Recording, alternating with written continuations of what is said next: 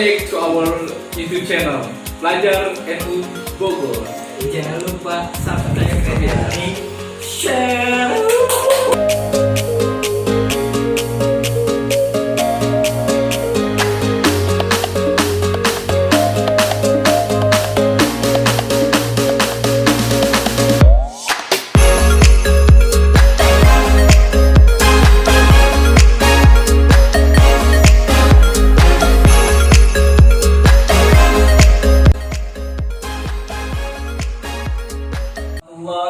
Wabarakatuh.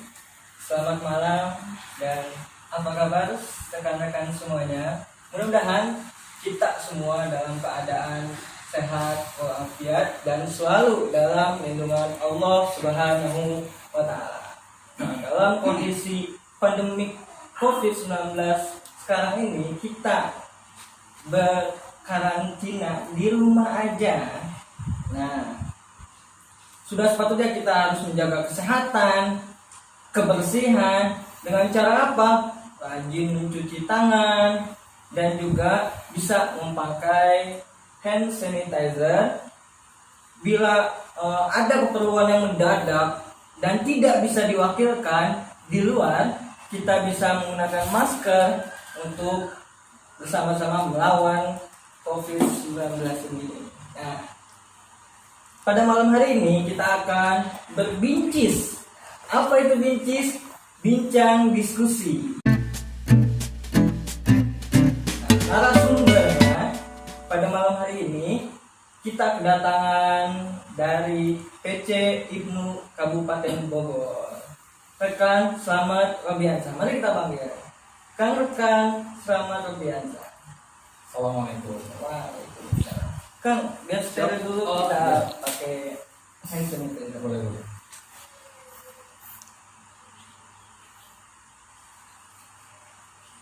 Ya. Nah, baru kita salaman nih. Biar steril ya. Iya. Karena kita harus menjaga karena kebersihan itu sebagian daripada ibadah. Gimana Kang kabarnya? Alhamdulillah Kang baik. Luar biasa. Sekarang Kang Robi sedang bersama siapa nih? Ini perkenalkan, ini rekan CBP, yaitu rekan Rian. Rekannya CBP di Kabupaten Bogor. Ajudan berarti ya? Ajudan betul. Gimana Kang Rian kabarnya? Baik? Alhamdulillah baik. Nah, Kang Robi kan sekarang Ya, gimana? pandemi corona ini COVID-19 tentunya memakan banyak kesibukan kita yang tadinya kita kerjakan di luar rumah, tapi kita pindahkan nih jadi di rumah aja. Itu bagaimana? Apa kegiatan yang Kang Robi lakukan selama di rumah? Baik, sebelumnya saya ucapkan selamat malam untuk rekan-rekan semua yang ada di rumah yang menyaksikan live streaming PW Jawa Barat ini. Baik, tadi Kang Devi menanyakan bagaimana ya kegiatannya. Tentu banyak kegiatan-kegiatan khususnya di Kabupaten Bogor sendiri untuk kegiatan-kegiatan itu yang banyak yang dipending. Ya, tentu tapi dalam artian ketika melakukan dipending ini bukan kita patah semangat. Bukan dalam artian kita berhenti untuk Jadi kita harus tetap produktif. Betul. Walaupun di rumah juga tetap produktif. Seperti apa? Kita bisa melakukan banyak hal. Contoh, kita baca buku, membuka buku sejarah tentang Nahdlatul Ulama, bagaimana akidahnya secara keorganisasian, KDPRT, dan juga itu yang penting ketika kita berhimnu KDPRT dan secara kader sesungguhnya seperti apa. Nah itu yang perlu, alhamdulillah ya, ketika COVID-19 ini, ketika kegiatan berkurang tapi lebih meningkatkan kegiatan-kegiatan sifatnya positif tentunya untuk berhimnu juga. Memang harus, jadi walaupun kita karantina di rumah tapi kita harus produktif. Betul. Satu hal Kang Reki, dalam artian ketika kita melakukan isolasi diri di rumah, bukan artian mengisolasi otak gitu ya. Karena banyak sekarang di media-media sosial gitu, gara-gara karantina di rumah, jadi otak juga terkarantina. Nah ini yang tidak boleh kan? Kenapa? Karena ketika kita mengisolasi diri, mengarantina diri sendiri dan keluarga tentunya ya, bukan dalam artian kita mengarantina otak. Otak itu jangan sampai diberikan jeda untuk tidak berpikir. karena nantinya khawatirnya akan tumpul. Makanya ketika COVID-19 dimanfaatkan dengan hal-hal yang sifatnya Nah, untuk Ibnu sendiri itu ada antisipasi apa tentu dalam COVID-19 ini? banyak hal ya, tergantung rekan-rekan masing-masing daerah ya. Khususnya di Kabupaten Bogor sendiri, contoh ketika kemarin COVID-19 untuk mengantisipasi menyebarnya COVID-19 ini, rekan Ibnu melakukan rapat ya, tapi via online. Dia menggunakan Zoom meeting gitu ya, seperti itu, untuk membahas bagaimana program-program khususnya Ibnu Kabupaten Bogor. Kemudian juga kemarin di PW Ibnu Kabupaten Bogor juga melakukan hal yang sama gitu, dan saya lihat pimpinan pusat melakukan rapat melalui via online. Seperti Kalau itu. Kang Rian selama di rumah aja ngapain nih biasanya? Kalau untuk saya, kebetulan saya masih pelajar, jadi saya menyibukkan untuk mencari materi sebagai persiapan ujian sekolah yang berbasis online. Luar biasa. Oh, bukannya hari ini diliburkan ya, enggak ujian? Enggak, jadi dari pihak sekolah pun sama melakukan ujian secara online di melalui website. Emang sekarang dampaknya itu luar biasa sekali. Betul. Untuk rekan-rekan juga di rumah ya, jangan jangan sepelekan PHBS, pola hidup bersih dan sehat itu tetap dilakukan. Begitupun bagaimana ketika kita mau keluar, jangan abaikan apa yang telah diberikan oleh pihak medis dan juga pemerintah.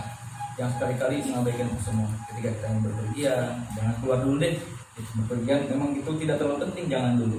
Walaupun itu sangat penting, memang mengharuskan untuk pergi keluar, gitu ya kan? Maka menggunakan peralatan-peralatan seperti ya tadi, masker, kemudian menggunakan hand sanitizer dan sebagainya, lalu cuci tangan ketika kita melakukan apapun. Nah, untuk rekan-rekan semua yang sedang menonton nih, kita berkumpul di sini karena emang kita ini biasa untuk bertemu. Nah, ini apa nih namanya, base camp ya, base camp kita. Biasa kita kalau melakukan apa-apa itu di sini, gitu kan, secret ke base camp biasa kita. Nah, kalau misalkan ini Kang Robi Ya, gimana? dalam kita kan live streaming melalui akun-akun media sosial. Tentunya akun media sosial ini secara global gitu, umum, yang masuk ataupun misalkan ada yang nonton itu bukan dari Ibnu, kan Kang Robi Ibnu. Betul. Untuk Ibnu sendiri bisa dijelaskan apa itu Ibnu, ya teman-teman yang belum tahu, yang belum paham itu bisa mengerti. Baik, apa sih Ibnu itu? Ya, Ibnu merupakan ikatan pelajar Nahdlatul Ulama, yaitu merupakan pintu pertama kaderisasi dalam Nahdlatul Ulama, yaitu adanya di Ibnu. Nah, Ibnu sendiri merupakan foto organisasi kemasyarakatan dengan tujuan internal dari organisasi ini, yaitu adalah terbentuknya kader-kader pelajar, tentunya ya, kader-kader pelajar, ikatan pelajar Nahdlatul Ulama yang beriman, bertakwa kepada Allah, berakhlak mulia, berwawasan kebangsaan, dan tentunya bertanggung jawab atas tegak dan terlaksananya ajaran ahli sunnah wal jamaah di tengah-tengah masyarakat. Luar biasa sekali ya. Jadi untuk teman-teman, selama diskusi berlangsung, yang ingin bertanya bisa ditanyakan melalui kolom komentar. Nanti ada waktunya sesi tanya jawab, nanti kita bacakan dan dijawab oleh narasumber kita. Nah, ini dilanjut untuk latar belakang Ibnu sendiri. Latar belakang mungkin latar belakang berdirinya Ikatan Pelajar Nahdlatul Ulama ya. Secara dulu ya, mungkin ketika pertama kali berdiri ini pada tanggal 24 Februari 1954, yaitu didirikan oleh Kiai Mansur. Tentu ada beberapa faktor berdirinya Ikatan Pelajar Nahdlatul Ulama. Nah, yang pertama, secara faktor ideologis, ketika itu mayoritas penduduk bangsa Indonesia itu beragama Islam yang berhaluan ahlu sunnah wal jamaah. Maka perlu adanya pelestarian dan pengamalan yang mutlak gitu untuk bangsa ini. Maka disitulah dasar, itu yang pertama ya, lahirnya Ikatan Pelajar Nahdlatul Ulama. Kemudian secara faktor pedagogis banyak organisasi yang bermunculan di di daerah yang pada hakikatnya gitu ya, organisasi daerah ini mempunyai visi, misi dan program serta orientasi yang sama di lingkungan Nahdlatul Ulama. Sehingga apa? Perlunya adanya dipersatukan organisasi-organisasi para pelajar-pelajar Nahdlatul Ulama yang sifatnya kedaerahan ini perlu disatukan gitu kan, secara nasional. Kemudian secara faktor secara sosiologis gitu kan, karena adanya tujuan serta rasa kesadaran dan keikhlasan akan penting suatu wadah pembinaan bagi generasi penerus untuk memperjuangkan cita-cita ulama dan bangsa Indonesia tentunya kan. Kemudian secara yang keempat, secara faktor politik, mungkin ketika itu Nahdlatul Ulama sendiri merupakan adalah suatu partai. Nah, untuk memenangkan pemilu pada tahun 1955, maka perlu adanya wadah di tingkatan yang paling rendah, tentunya di kalangan para pelajar. Harus disatukan dulu, nanti lebih mudah terjadi. Nah, secara keempat faktor ini, empat latar belakang ini, kemudian lahirlah Ikatan Pelajar Nahdlatul Ulama. Tentu dalam misi yang pertama itu adalah organisasi kepelajaran. Berarti nggak cuma-cuma gitu ya jadi ada yang latar belakangnya. Betul. Jadi memang Ibnu ini lahir ketika itu untuk mengorganisir para pelajar-pelajar Nahdlatul Ulama, kemudian juga tentunya untuk mengembangkan ajaran Ahlu Sunnah wal Jamaah. Kalau batas usia Ibnu itu sendiri berapa? Batas maksimal usia Ikatan Pelajar Nahdlatul Ulama itu 27 tahun untuk tingkatan peserta. Kan gitu. Seperti itu. Kalau tanggal kelahiran Ibnu itu sendiri kapan ya? Ibnu itu lahir tadi yang saya sebutkan itu pada tanggal 24 Februari 1954. Yang didirikan oleh yang pertama kali itu ketika LP Ma'arif ya di Jawa Tengah gitu. Kemudian yang menginisiasi berdirinya Ikatan Pelajar Ulama ini juga merupakan itu dari Kiai Haji Kalhanato, dan beliau juga yang menjadi ketua, betul. Dan rekan-rekannya kemudian juga beliau yang menjadi ketua pertama Ikatan Pelajar Nahdlatul Ulama secara nasional. Gini Kang Robi, Gimana? tentunya organisasi memiliki kultur budaya masing-masing. Ya. Apa yang menjadi ciri khas dari Ibnu itu sendiri? Baik, mungkin secara daerah ya, secara kedaerahan akan berbeda-beda ciri khasnya. Namun ketika Ibnu sendiri memiliki ciri khas yaitu di bawah naungan suatu organisasi yang langsung di bawah naungan Nahdlatul Ulama. Secara akidah Nahdlatul Ulama yaitu mengikuti Imam Al-Maturidi dan Imam Asy'ari. Kemudian secara mazhab juga mengikuti mazhab yang empat, Imam Syafi'i, Hanafi, Maliki dan Hambali. Kalau di tingkat daerah itu biasanya bagaimana? Disebut cabangnya atau? Oh ya, mungkin untuk tingkat daerah ya, kalau pusat itu pimpinan pusat secara nasional. Kemudian kalau untuk di ranah provinsi itu pimpinan wilayah, untuk kabupaten pimpinan cabang. Kemudian untuk di daerah kecamatan, wilayah kecamatan itu pimpinan anak cabang. Kemudian untuk tingkat sekolah itu pimpinan komisariat, dan juga untuk tingkat desa adalah pimpinan ranting. Jadi memang ketika secara koordinasi Ikatan Pelajar Nahdlatul Ulama juga merupakan dari paling tinggi yaitu sifatnya nasional sampai dengan tingkat paling rendah yaitu di bawah itu adalah pimpinan ranting. Kalau Bang Robi dari Ibnu Kabupaten Bogor itu? Betul. Nah, kalau di Kabupaten Bogor itu ada berapa pimpinan cabang ya? Sebetulnya kalau kita melihat teritorial Kabupaten Bogor, Ibnu di Kabupaten Bogor ini secara kecamatan itu ada 40 kecamatan kan? 40 kecamatan. 40 kecamatan. Namun untuk pimpinan anak cabang sudah berdiri yaitu 20 pimpinan anak cabang atau setengah ya, 50% daripada kecamatan itu. Nah, seperti itu kan. Jadi 40 kecamatan yang berdiri 20 pimpinan anak cabang itu. pimpinan anak cabang. Nah memang kita pun masih terus bergerak, cuman ya ketika hari ini terkena COVID-19 tentu banyak kegiatan-kegiatan yang kita pending dulu. Itu memang sudah ada beberapa kecamatan yang sudah memfollow up ingin berdirinya, ingin memberikan Ikatan Pelajar Nahdlatul Ulama di tingkat Aceh. Karena memang COVID-19 ini akhirnya kita juga tidak bisa terlalu banyak mobilitasnya ya untuk bergerak ke kecamatan-kecamatan. Dengan kaderisasi IPNU itu sendiri bagaimana? Dalam kaderisasi ya sesuai dengan tingkatannya gitu kan. Ketika pertama kali ya Makesta atau masa kesejahteraan anggota, kemudian selesai Makesta ada pendidikan yang kedua, tingkat kedua, yaitu adalah Lakmud, latihan kader muda kan. Kemudian setelah Makesta, Lakmud, selanjutnya adalah Lakut, latihan kader utama. Berarti kalau kita ataupun teman-teman yang ingin masuk ke IPNU berarti itu harus di Makestakan.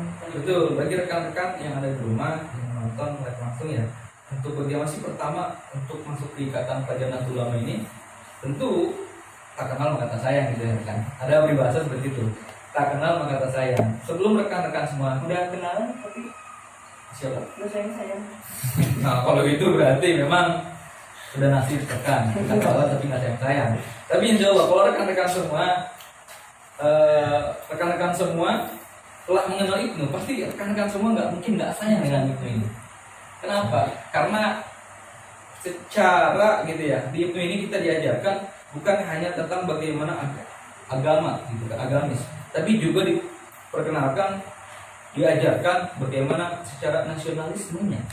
Jadi antar agama kemudian secara nasional, cinta kita kepada negara itu diajarkan, sini seimbang. Jadi ada yang pernah ngomong saya gitu kan, kalau ngapain IPNU itu gitu kan. Betul. Terus IPNU ini cuma ngurusin anak-anak sekolah doang gitu, gak dapat apa-apa. Itu bagaimana pandangan akang? Baik. Apa yang sih IPNU gitu kan? Habisin waktu juga kan?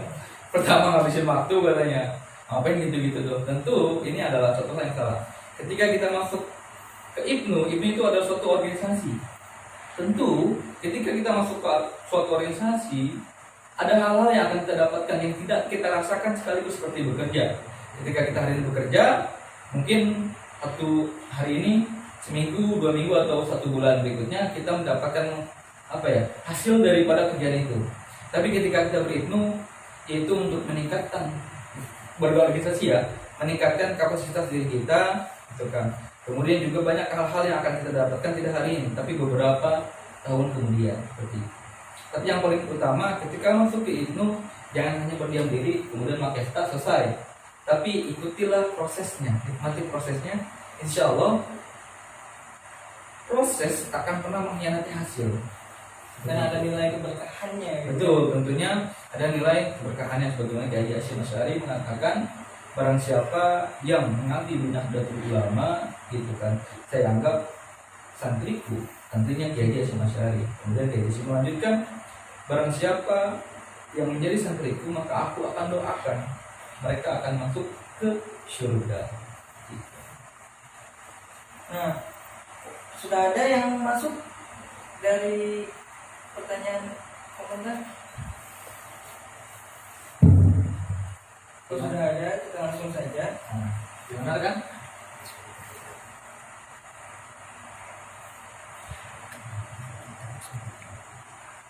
Ya, Bun. Sudah ada yang nanya?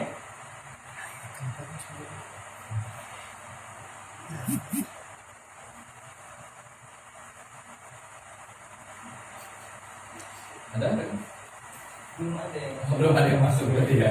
masih malu-malu kan? Ya, Mungkin atau mungkin lagi nyari bahan. Betul. Ayo kita langsung aja ulik lagi. Ada yang mau disampaikan untuk teman-teman semua? Rekan-rekan semua yang di rumah ya, tentu di bawah pandemi COVID-19 ini atau corona, yuk kita ikuti himbauan dari pemerintah kemudian dari pihak medis. Untuk sementara jangan melakukan kegiatan-kegiatan sifatnya kerumunan banyak orang atau menghadirkan massa banyak orang. Kemudian jangan berpergian dulu kalau memang terlalu penting, menggunakan masker ketika kemanapun. Kemudian juga tetap menggunakan pola hidup PHBS ya, pola hidup bersih dan sehat gitu. Saya masih ingin mengulik ini tentang kaderisasi. Tentang apa kesulitan akan biasanya dalam mengelola kaderisasi? Baik. Apa sih kesulitan mengelola kaderisasi? Tentu di Kabupaten Bogor ya, khususnya ya, saya tidak akan berbicara bagaimana di wilayah, di provinsi maupun di Kabupaten Bogor, karena saya ada di Kabupaten Bogor ini. Kesulitan yang paling utama untuk di Kabupaten Bogor ya, itu adalah secara teritorial. Wilayah Kabupaten Bogor itu sangat luas. Kalau kita dalam perjalanan dari ujung timur ke ujung barat itu bisa sampai 9 jam perjalanan di jalan. Itu yang mungkin agak sulit di Bogor secara teritorial.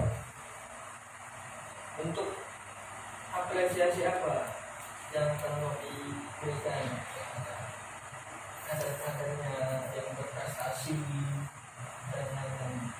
Baik, untuk bagi rekan-rekan semua, tentu ketika kader-kader yang banyak yang berprestasi akan kita berikan apresiasi. Contoh, ketika dia selesai kemudian memiliki minat dan bakat yang mumpuni untuk mendapatkan beasiswa, kita salurkan ke beberapa universitas, dan kita dorong terus untuk rekan-rekan semua gitu ya, untuk terus melakukan melanjutkan pendidikannya sampai dengan tingkat yang paling tinggi tentunya. Betul kan? Ada yang bertanya. Ayo gimana? Dari Sandi titik Apriandi 77. Izin bertanya rekan. Saya Sandi dari Jakarta. Fokus Ibnu kemana Pak? Baik. Fokus Ibnu kemana? Baik ya, rekan Sandi terima kasih banyak ya. Fokus Ibnu ya. Ini kita melihat bagaimana sejarah berdirinya Ikatan Pelajar Nahdlatul Ulama ini. Fokus Ibnu ini adalah di ranah pelajaran. Tentu bagaimana kita bisa menciptakan masyarakat pelajar yang betul-betul belajar yang secara akademis seperti itu. Begitupun saya teringat ketika Raffi Will, Ketua PW Ansor Jawa Barat, Kang Denny mengatakan ketika memberikan sambutannya di Raffi Will itu, ketika itu saya belum jadi ketua kan. Nah, saya masih ingat rekan-rekan itu semua ketika berproses di IPNU, ketika apa yang akan Anda lakukan setelah berikut, apa yang akan Anda itu semua harus mengisi ruang-ruang sosial yang ada, baik itu secara pengusaha gitu kan, atau secara pengusaha ya, pertama pengusaha, kemudian yang kedua akademis, harus sih, baik yang jadi dosen, menjadi guru, ataupun menjadi seorang kiai tentunya. Nah, selain itu juga harus mengisi ruang-ruang dalam birokrat misal, ada yang menjadi TNI, polisi, dan sebagainya. Kemudian yang keempat, kader-kader ini juga diperbolehkan untuk menjadi seorang politikus. Jadi rekan-rekan itu harus ke sana. Tapi fokusnya tentu ketika belajar ini ya ke pelajaran. Bagaimana hari ini kita bisa menciptakan masyarakat yang pelajar. Jadi untuk Sandi gitu kan, fokus itu seperti apa yang kita semua tahu dan paham, belajar, berjuang dan bertakwa. Kurang lebih sulit ya kan? Betul kan? Nah ini ada yang bertanya lagi Kang dari Tubagus Hafiz. Iya. Bisa bertanya Kang, pasti dalam berorganisasi pernah mengalami down, dimana kita lagi capek banget. Oke, banget lagi capeknya. Motivasi biar kita semangat lagi untuk berorganisasi gimana Kang? Motivasinya? Baik. Mungkin rekan siapa tadi? Tubagus. Rekan Tubagus ya. Apa yang dirasakan oleh rekan Tubagus ini sempat saya rasakan juga. Bagaimana sih memotivasi dalam berorganisasi? Tentu kita kembalikan niat kita untuk berorganisasi itu apa? Khususnya di Ikatan Pelajar Nahdlatul Ulama. Niatkan bahwasannya rekan-rekan semua masuk ke organisasi Ikatan Pelajar Nahdlatul Ulama, yaitu untuk mengabdi di Nahdlatul Ulama yang pertama. Kemudian yang kedua, untuk meningkatkan kapasitas diri, gitu. Nah, ketika meningkatkan kapasitas diri, sehingga apa? Kita ketika berorganisasi memiliki tujuan. Ketika mendapatkan tujuan tersebut, maka insya Allah niat kita akan kembali lagi, balik lagi, gitu. Dan semangat kita akan powerful lagi. Itu yang akan saya lakukan. Dan ketika sebelum saya itu biasanya membayangkan, gitu. Bagaimana saya berniat untuk menanti. Yang pertama, yang kedua untuk meningkatkan kapasitas diri sendiri. Selain meningkatkan, tentu yang utama ya meningkatkan kapasitas pada kader-kader kata pelajaran makin lama khususnya di Kabupaten Bogor. Jadi kita harus memapping diri kita untuk termotivasi terus ya. Betul. Wajar memang ya ketika ini ya motivasi itu ketika kita bergerak gitu ya kan pasti ya naik turun ketika semangat tapi ketika ya turun tapi ketika bagaimana yang harus kita ubah dalam pola pikir kita ketika kita turun bisa meningkatkan kembali semangat kita. Gitu ya, rekan kebagusan. Kan saya minum dulu ya. Oh iya, saya lupa Haus. nyuruh. Ayo rekan rekan minum dulu. Berpuasa apa? Nih gitu ya rekan kebagus. Jadi kita harus rubah mindset kita agar tetap motivasi, agar tetap semangat. Karena motivasi terbaik itu sebenarnya ada di dalam diri kita. Cuma kata-kata mutiara yang masuk ke kuping kita, ke otak kita, ke kehidupan kita banyak, tapi kitanya tetap selalu stay rebahan, tidak ada perubahan, tidak ada pergerakan, itu percuma gitu. Betul. Jadi motivasi terbaik itu ada di dalam diri kita. Kita lihat ada lagi.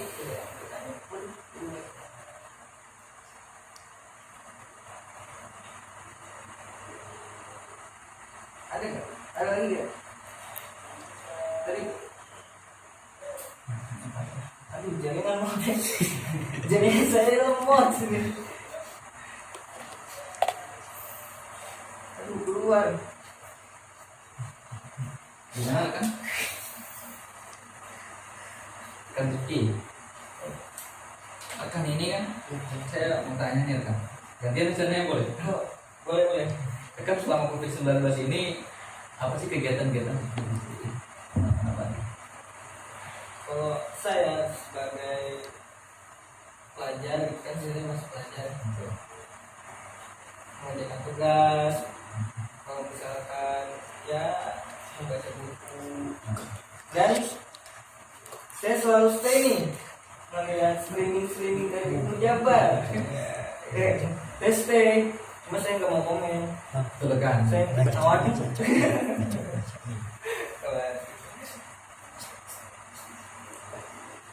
Boleh disebutin aja.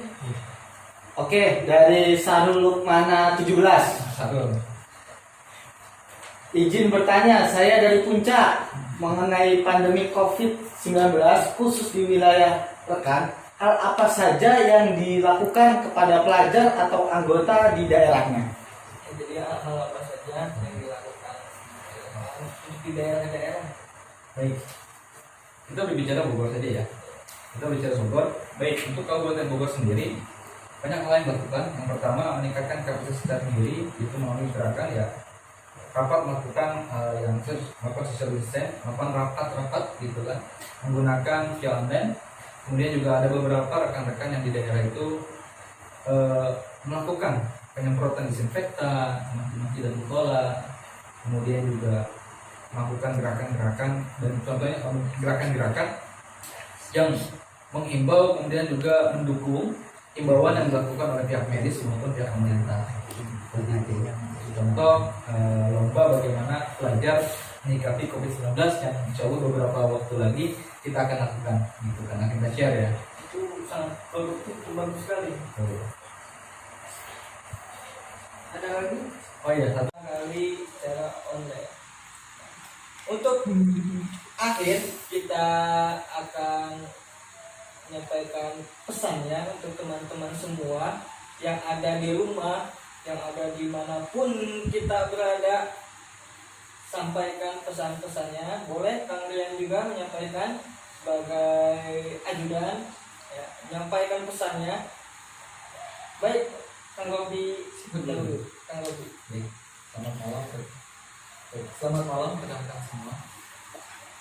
Dalam artian ketika kita hari ini sedang terkena musibah pandemi COVID-19 atau Corona, kita melakukan mengikuti apa yang dilakukan oleh pemerintah dan juga para medis, yaitu untuk sementara waktu berdiam diri di rumah, kemudian melakukan pola hidup bersih dan sehat, tetap menjalankan kegiatan-kegiatan yang sifatnya positif.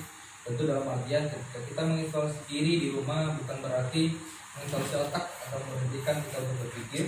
Ya, kita melakukan kegiatan sifatnya positif, melakukan diskusi secara online, kemudian juga bisa melakukan membuka belajar ya, membuka buku-buku materi-materi yang mungkin rekan-rekan semua sudah pelajari atau membaca sebelumnya, dan tentunya terus melakukan pergerakan yang intens dalam ranah kepelajaran khususnya.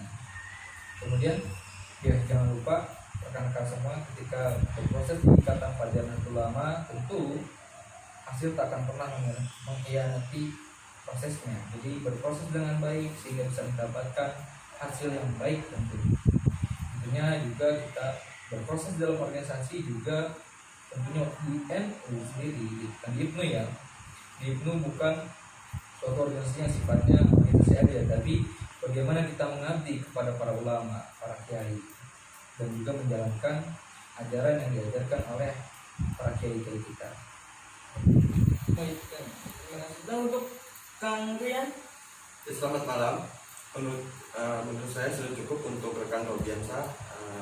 Kita ikuti arah pemerintah untuk stay at home di rumah, namun tidak harus malas-malasan, tetap belajar sebagai pelajar Nahdlatul Ulama. Cukup, saya rasa cukup gitu. Belajar NU di rumah berikna aja. nah untuk rekan-rekan semuanya, jadi kita harus tetap produktif walau stay at home, walau karantina di rumah. Jadi jangan jadi alasan mentang-mentang di karantina otak juga tidak produktif. Jangan jadi alasan. Kita harus produktif. Janji ya, janji kita harus produktif. Nah Kang, Corona. nah Kang, gini untuk terakhir saya ada oleh-oleh masker. Ya. Mudah-mudahan akan selamat sampai pulang ke rumah dan melanjutkan produktivitasnya, berdiam diri, mengerjakan segalanya di rumah, dan memakai masker untuk pulang ke rumah. Karena tadi saya lihat Akang baru bawa satu doang, jadi harus satu kali masker. Ya. Baik, siap. Langsung dipakai kan? Langsung dipakai aja. Ya, untuk yang lain. Terima kasih banyak ya rekan. Ya, Saya pakai dulu ya. Terima kasih banyak nih karena udah meluangkan waktunya untuk berbincang pada malam hari ini. Ya, Baik. saya tutup. Mohon maaf bila ada kesalahan. Wabillahi taufiq wal hidayah. Wallahul muwaffiq ila aqwamit thoriq. Wassalamualaikum warahmatullahi wabarakatuh. Salam Salam pelajar, belajar, berjuang, berprestasi.